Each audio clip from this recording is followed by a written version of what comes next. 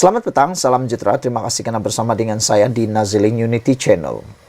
Pendedahan tentang perolehan ventilator yang gagal berfungsi menggemparkan seluruh rakyat Malaysia, bahkan Parlimen Malaysia. Pendedahan itu mengatakan berjuta-juta, bahkan hampir ratus juta Malaysia kerugian kerana line yang diminta, line yang sampai. Yang dipohon adalah ventilator yang baik, tapi ventilator yang diterima pula gagal berfungsi. Bahkan ada banyak lagi pendedahan-pendedahan yang luar biasa di dalam perkara ini. Namun akhirnya, Khairy Jamaluddin yang pernah sempat menjadi Menteri Kesihatan sewaktu COVID-19 dahulu, yang turut menjadi menteri sewaktu ventilator ini dibeli, akhirnya tampil memberi jawapan. Ini jawapan daripada Khairy Jamaluddin berkaitan perolehan ventilator gagal berfungsi.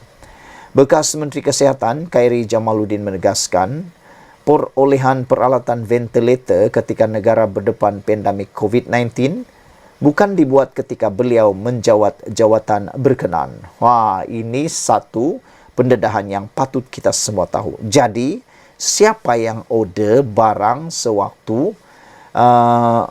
ventilator ini diorder? Kalau Khairy kata bukan dia yang menjawat jawatan ketika itu, siapa menteri sebelumnya? Anda ingat siapa? Mesti kamu ingatkan. Cuba teka, tulis dalam ruangan komen, siapa menteri sebelum Khairy Jamaluddin. Sebaliknya, pembelian peralatan itu dibuat oleh menteri sebelumnya pada tahun 2020, kata Khairy Jamaluddin lagi.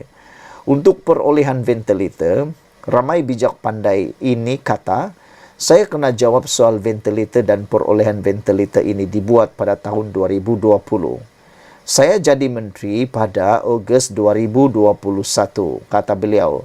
Sedangkan fakta Anda salah, saya tidak tahu kenapa perlu bercakap soal ini kepada saya, kata beliau lagi.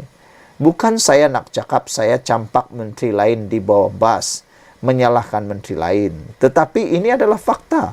Soal vaksin, saya tak campak sesiapa di bawah bas. Saya sedia bertanggungjawab, katanya. Beliau berkata demikian pada program podcast Keluar Sekejap yang disiarkan hari ini. Laporan pengurusan wabak COVID-19, vaksin luput tempoh hayat, peralatan ventilator tidak dapat digunakan dan lebihan peralatan perlindungan diri PPE yang dibentang jawatan kuasa kira-kira wang negara PAC mendapati, tiada pihak boleh dipertanggungjawabkan atas kegagalan 104 ventilator itu berfungsi. Hasil prosiding, PAC juga mendapati tiada perjanjian bertulis dimeterai antara Kementerian Kesihatan dan Syarikat Pembekal, Parman Niaga Logistik Sdn Berhad yang diarah untuk membuat pembayaran pendahuluan bagi mendapatkan ventilator. Ketiadaan perjanjian bertulis antara KKM dan PLSB menyebabkan tiada mana-mana pihak yang boleh dipertanggungjawabkan untuk diambil tindakan berhubung kegagalan 104 unit ventilator berfungsi. PAC mendapati tiada kontrak digubal mengenai perolehan ventilator dan penasihat undang-undang KKM tidak dirujuk ketika proses penyediaan surat pelantikan selain berlaku percanggahan keterangan di antara KKM dan PLSB berkaitan waranti bagi 136 unit ventilator. PLSB hanya mengurus penghantaran alat itu ke fasiliti KKM, malah tidak menandatangani sebarang kontrak dengan pembekal dan semua dokumen pesanan pembelian serta dokumen sebut harga menunjukkan waranti ventilator adalah di antara kerajaan Malaysia dan pembangkal. Laporan PAC turut mendedahkan sejumlah 8.5 juta dos vaksin COVID-19 bernilai 505 juta ringgit sudah luput tempoh hayat setakat 15 Jun lalu dengan puncanya kerana sambutan yang rendah. Isu lain yang terkandung dalam laporan PAC ialah bekalan vaksin yang ditempah tidak diterima mengikut jadual susulan permintaan global yang sangat tinggi, selain lebihan peralatan perlindungan PPE Bagi penutup Booth mengulas lanjut, Khairi berkata isu berkaitan perolehan ventilator terbabit perlu ditanya kepada pihak yang bertanggung jawab ketika itu. Saya kena jelaskan, sama juga dengan PPE, perolehan dibuat sewaktu sebelum saya jadi Menteri Kesehatan, kata Khairi Jamaluddin. Jadi apa pendapat kamu semua? Siapa yang perlu ditanya? Anda tolong tulis dalam korangan komen. Sekian dulu untuk kali ini. Jangan lupa tinggalkan komen Anda, tekan butang subscribe Malaysia Kita Punya. Kita jaga sama-sama cinta Malaysiaku. Bye-bye. Selamat datang, salam sejahtera. Terima kasih kerana bersama dengan saya di Nazilin Unity Channel. Pendedahan kali ini memang luar biasa. Lucu tapi benar, dan pasti lucu.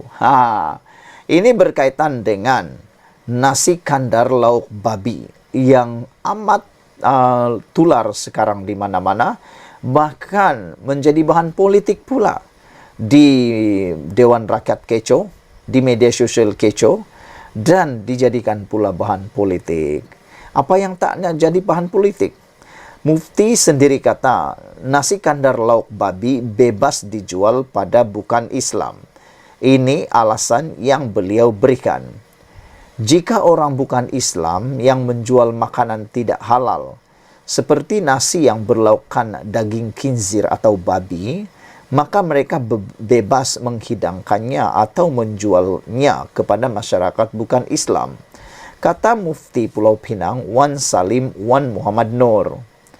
Tegasnya, ia adalah sebagaimana diketahui bahawa orang bukan Islam tidak terikat dengan hukum Islam. Tetapi mana-mana premis yang menjual makanan sedemikian yang tidak halal itu hendaklah memaparkan iklan atau notis memaklumkan status makanan tersebut supaya tidak dimakan oleh penganut Islam. Pihak penguatkuasaan agama hendaklah mengarahkan premis-premis berkenan supaya berbuat demikian, katanya kepada Malaysia Kini hari ini. Dia berkata demikian ketika diminta mengulas berhubung bantahan Persatuan Pengusaha Restoran Muslim Malaysia Prisma terhadap promosi premis yang menjual menu nasi kandar berlauk babi yang didakwa akan mewujudkan kekeliruan. Terdahulu, Presiden Prisma Jawahar Ali Taib Khan dilaporkan berkata, tindakan itu dianggap bentuk penghinaan kepada industri nasi kandar di Malaysia yang diketahui dipelopori penguasa atau pengusaha restoran Muslim sejak puluhan tahun. Prisma beranggapan ia akan menimbulkan kekeliruan kepada pelanggan serta penggemar nasi kandar di negara ini sekaligus memberikan gambar negatif kepada menu kesukaan ramai ini, kata beliau. Justru Prisma ingin menegaskan hidangan nasi kandar di semua premis milik ahli Prisma di seluruh negara dijamin halal dan bebas daripada bahan dilarang di dalam Islam, katanya dalam satu kenyataan. Sementara itu, Wan Salim berkata, larangan memakan daging khinzir ke atas umat Islam dinyatakan dengan jelas di dalam Al-Quran dan sebab larangan adalah ia disifatkan sebagai rijsan yang boleh difahami sebagai najis atau kotor. Selain itu katanya, Islam juga melarang umatnya daripada memakan benda-benda yang kotor atau menjijikkan yang disebut sebagai khaba'ith. Tambahnya, ilmu perubatan moden juga telah menemui sejenis cacing yang terkandung dalam daging khinzir, daging babi yang dinamakan Trichini. Cacing ini amat berbahaya terhadap kesehatan manusia dan menyebabkan penyakit yang sukar diubati. Bagi seorang Muslim, apa jua yang dilarang oleh agama Islam, hendaklah dihindari sama ada diketahui sebab ia dilarang atau tidak. Keimanan kepada wahyu Allah sudah memadai bagi seorang Muslim untuk mematuhi segala perintah Tuhannya termasuk dalam soal makan dan minum jelasnya. Justru pihaknya menyeru masyarakat Islam supaya berhati-hati dalam soal makan dan minum, supaya tidak termakan benda-benda yang diharamkan. Trichini boleh menyebabkan trichinosis yang boleh menjangkiti seseorang akibat makan daging mentah atau tidak cukup masak daripada haiwan yang dijangkiti parasit. Beberapa komen dalam ruangan Malaysia Kini bercakap tentang perkara ini. Bagi Black Hawk, beliau kata nasi kandar ada sejarah asal-usulnya. kenapa ia dipanggil nasi kandar, tapi saya kurang arif dari mana sejarah bermula nasi kandar babi ini, kata beliau.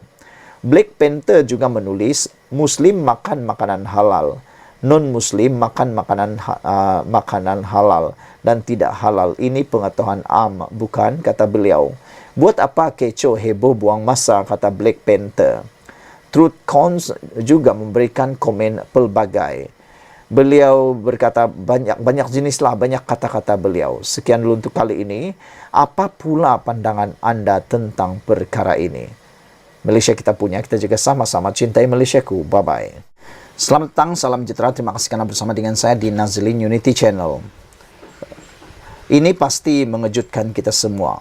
Pendedahan ini ialah pendedahan yang paling luar biasa sekali. Ini berkaitan dengan isu yang telah lama berlaku selama ini, yaitu isu mengaitkan bekas Perdana Menteri, yaitu Tun Dr. Mahathir Mohamad. Baru-baru ini kita digemparkan dengan pelbagai spekulasi, pelbagai pendedahan yang luar biasa. Kali ini daripada Malaysia Kini, Renong, berkaitan isu Renong, Halim mendakwa tak diberi pilihan di depan Mahathir. Wah, ini memang betul-betul mengejutkan kita semua. Halim saat berhujah, dia tidak diberikan sebarang pilihan. Dalam pertemuannya dengan Dr. Mahathir Mohamad pada tahun 2001, sehingga menyebabkan dia terpaksa melepaskan pegangan dalam syarikat Renong Berhad. Mahathir merupakan Perdana Menteri ketika itu. Dalam jawapan pelanatif terhadap penyataan pembelaan Mahathir bagi tuntutannya, Halim menegaskan lagi bahawa dia terpaksa atau dia dipaksa oleh Perdana Menteri terbabit bersama dua yang lain untuk bersetuju dengan pengambilan paksa berkenan. Dua lagi individu yang menjadi defendant dalam saman sivil itu ialah Nur Mohamed Yaakob selaku Menteri Kewangan kedua ketika itu, serta Kerajaan Persekutuan. Pelanatif tidak diberikan apa-apa pilihan dalam mesyuaratnya dengan Tun Mahathir Mohamad dan TSNY Nur Mohamad dari pada atau sekitar 12 Julai 2001 hingga 17 Julai 2001, katanya. Dalam jawapannya yang difailkan di Mahkamah Tinggi Kuala Lumpur pada 30 Oktober, Halim menegaskan bahawa dia tidak menyetujui pengambilan paksa terhadap haknya dan pelucutan hak sebagai pemegang saham mengawal Renong. Melalui pernyataan pembelaan mereka terhadap tuntutan pempasan Halim, Mahathir dan dua defendant lain berhujah pelanatif terbabit tidak pernah dipaksa untuk melepaskan pegangan dalam syarikat terbabit. Ketiga-tiga mereka antara lain mendakwa Halim sendiri bersetuju untuk melaksanakan tawaran GO ke atas keseluruhan pegangan saham dan pelanatif diberi pampasan sewajarnya sebanyak 165 juta ringgit.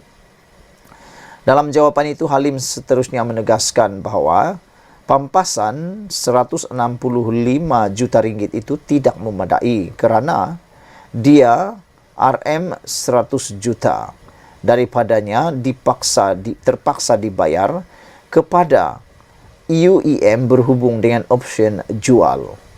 Halim mendakwa kerajaan memintanya dan UEC supaya memberikan option jualan tersebut luput, membiarkan option jualan tersebut luput. Halim mendakwa wang RM165 juta ringgit itu sebenarnya bukanlah pampasan untuknya kerana melepaskan pegangan saham Renong, kerana langkah tersebut adalah bagi membantunya menangani kerugian akibat penutupan gadai janji terhadap pelbagai aset yang disandarkan kepada pelbagai pembiaya bagi tujuan membiayai jumlah 100 juta ringgit tersebut.